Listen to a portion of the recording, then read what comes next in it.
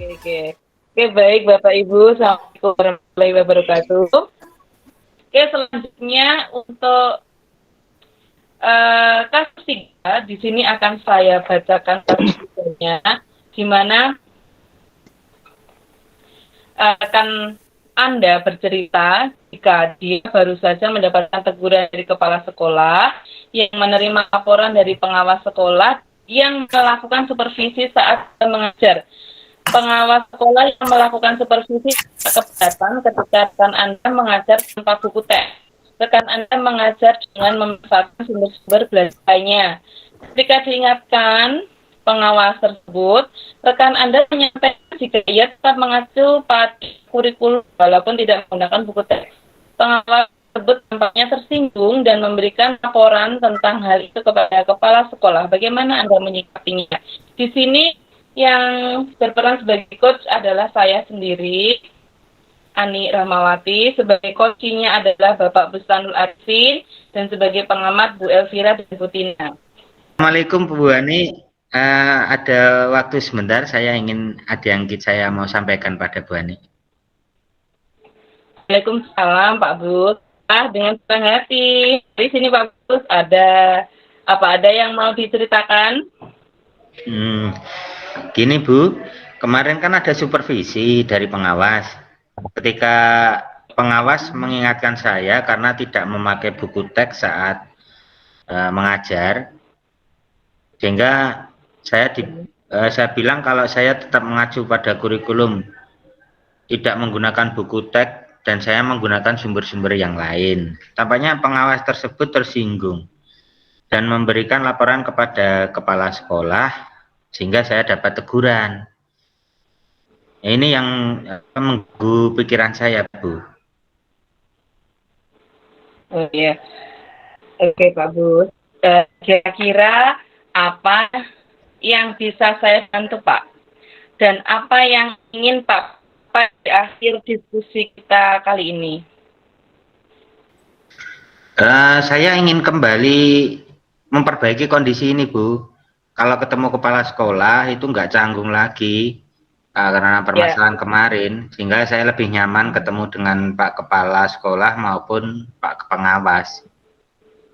Baiklah, sebelumnya bisa Pak Bus ceritakan lebih detail apa yang buat Pak Bus itu merasa tidak nyaman kalau ketemu kepala sekolah seperti itu.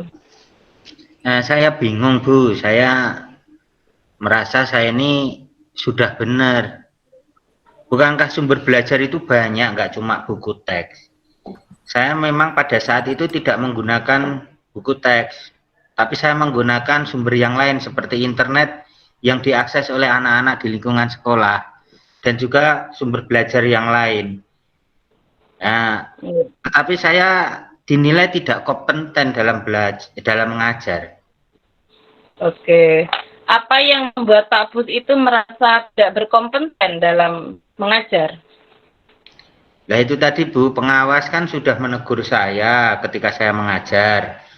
Menurut saya padahal itu tidak sudah cukup, tetapi harus di follow up juga ke kepala sekolah, menunjukkan kalau menurut Pak Pengawas itu saya tidak kompeten karena tidak menggunakan buku teks.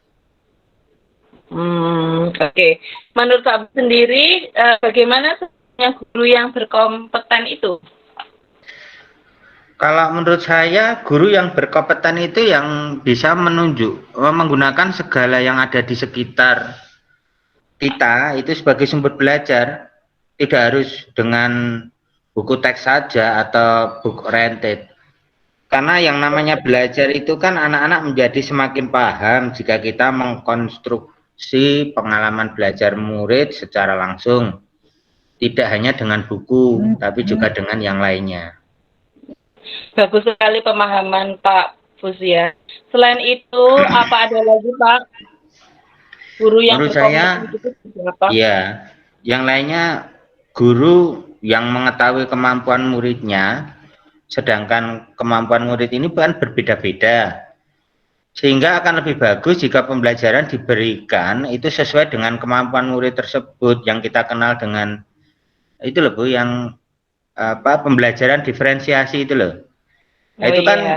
tidak hanya dengan buku teks saja, tapi bisa dengan memberikan pengalaman pembelajaran yang berbeda untuk murid-murid saya kan. Oke. Boleh saya tahu kalimat teguran yang mengganggu Pak Bus itu? Ini beliau berkata pas ketemu saya, seorang guru sebaiknya menggunakan buku teks ketika mengajar supaya jelas alurnya meskipun memakai sumber belajar yang lain. Nah, Oke. itu katanya. Iya. Dari kalimat tersebut, apa yang membebani pikiran Pak Bus setelah kepala sekolah tersebut berkata seperti itu? Ya, saya merasa Pak Kepala itu menyindir saya, Bu, karena kurang berkompeten. Oh, seperti itu ya rupanya. Iya, Bu.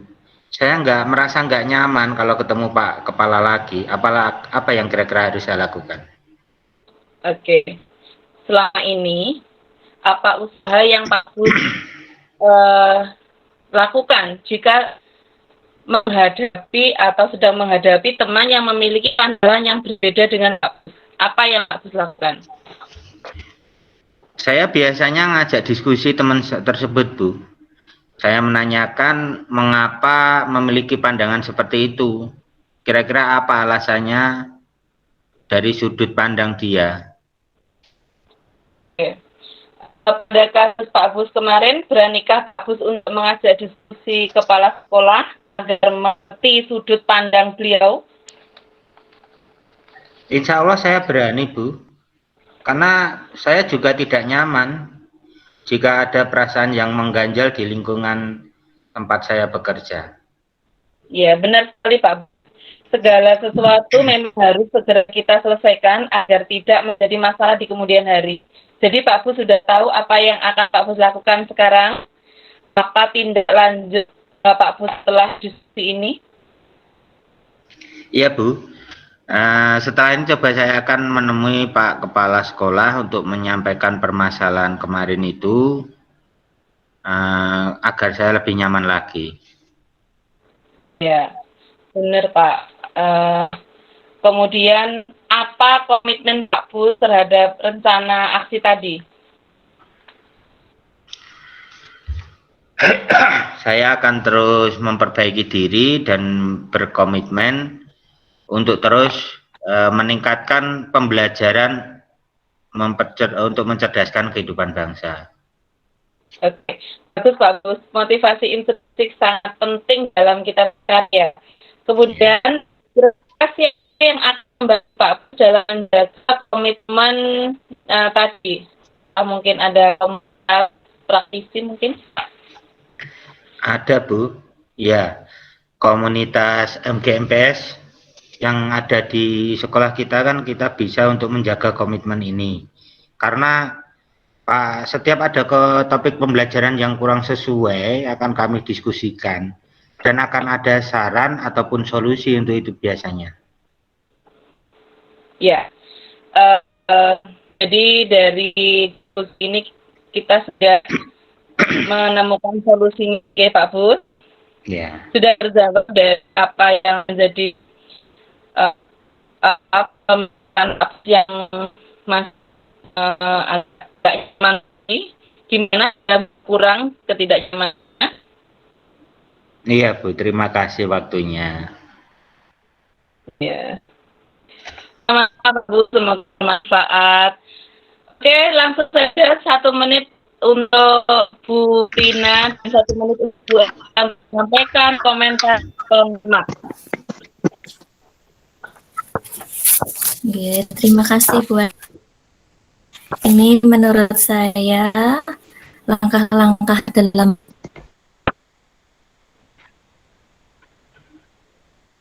mode Tirtanya sudah runtut ya, mulai dari tujuan. Disitu tadi Coach sudah menanyakan dari tujuan diskusi secara detail, sehingga coachingnya juga dapat menjabarkan juga secara detail dan jelas. Kemudian untuk identifikasi tadi juga sudah dijelaskan usaha apa yang sudah dilakukan, kemudian rencana aksinya. kemudian tanggung jawabnya juga sudah ada. Nah, di sini yang menurut saya sangat menarik ini, coachnya tadi selalu memberikan tanggapan atau umpan balik juga dari setiap ide-ide atau pemecahan masalah yang disampaikan oleh coach. Jadi seperti ada tambahan kata-kata, betul sekali Pak Bus, motivasi intrinsik tadi sangat bagus. Seperti itu. Jadi tanggapan yang diberikan dari coach ini sangat bagus menurut saya. Iya. Terima Sekian kasih dari Bu saya. Bu Elsa. Iya, sama-sama. Iya, sangat luar biasa sekali nggih Ibu Hani dan Pak Bustanul. Tujuannya tadi di awal sudah jelas sekali, sudah menyampaikan tujuan dan mampu mendorong Koci menyampaikan tujuan yang hendak dicapai dengan jelas. Lalu identifikasi masalahnya menurut saya pertanyaan-pertanyaan yang disampaikan oleh coach tadi sudah bersifat terbuka sehingga ini mengeksplorasi atau membuat coaching-nya merespon dengan lancar, bahasanya juga sopan, santun, dan coaching-nya juga merasa nyaman di sesi coaching ini. Dari rencana aksinya juga sudah bagus, keputusan coaching-nya dapat mengeksplorasi jawaban-jawaban. Lalu tanggung jawabnya di akhir juga sudah memberikan pertanyaan-pertanyaan umpan balik mengenai komitmen Koci dalam menjalankan rencana aksi selanjutnya. Sudah hebat sekali menurut saya, Bu. Terima kasih.